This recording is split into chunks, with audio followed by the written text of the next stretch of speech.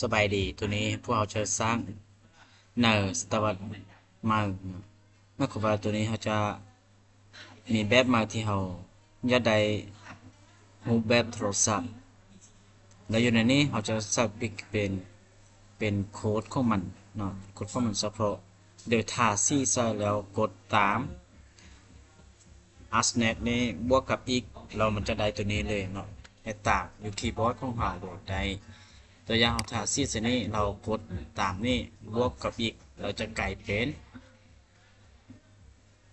รูปแบบของจะกลายเป็นรูปตัวนี้จะมันง่ายๆไม่ดีเนาะ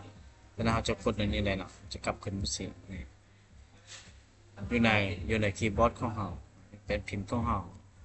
เอาสเราจะอื่นมาเป็นพิมพ์ของเราอยู่ในคอมพิวเตอร์ของมันจะกลายเป็นแบบนี้เนาะตอนเรากดเข้ามันจะเป็นแบบนี้เวลาเรากดเรากดตามตัวนี้เราจะกลายเป็นแบบนี้นี่แมนวิธีมาของปัจจุบัน